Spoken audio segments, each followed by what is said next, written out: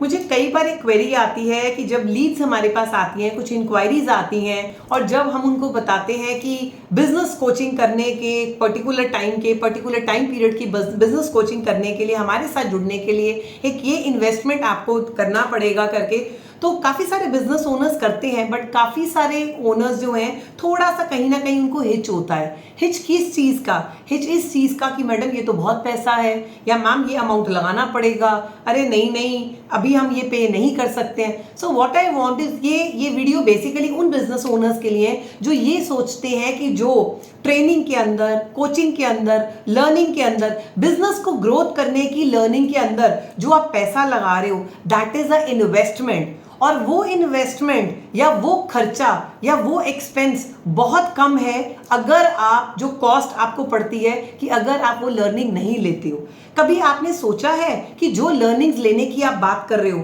जो pen points आपको business के अंदर है, उससे बाहर आने की कीमत ये कुछ भी नहीं है, क्योंकि जो पेन, जो तकलीफ, जो मॉनिटरी लॉस, जो हर तरीके का लॉस आप अपने बिजनेस के अंदर ले रहे हो, अभी आप फेस कर रहे हो, वो तो 10 टाइम्स 100 टाइम्स है इस कॉस्ट के, इस इन्वेस्टमेंट के, जो कोई भी एक बढ़िया बिजनेस कोच आपसे लेगा। So what I suggest all of you is, उन बिजनेस ओनर्स के लिए मेरी हम्बल रिक्वेस्ट है कि ये एक एक्स अमाउंट को बिल्कुल भी आप जो है इसको उस लेवल पे मत लिया करो, क्योंकि यू नेवर नो आप अपना क्या खो रहे हो। बिजनेस के अंदर स्केल अप ना होने की कॉस्ट, बिजनेस के अंदर जो लाखों रुपए की आपने टीम रखी है उसकी प्रोडक्टिविटी, वो इतने प्रोडक्टिव नहीं हो पा रहे हैं, उसकी कॉस्ट, आपके रिसोर्सेज को आप अच्छे से यूज नहीं कर पा रहे हो, उसकी कॉस्ट, आपने जो इंफ्रास्ट्रक्चर लगाया हुआ है उससे आप उस लेवल का रिजल्ट नहीं ले पा रहे हो, उसकी कॉस्ट। अगर आप इन सब चीजों की कॉस्ट की बात करोगे, इन सबको कैलकुलेट करोगे,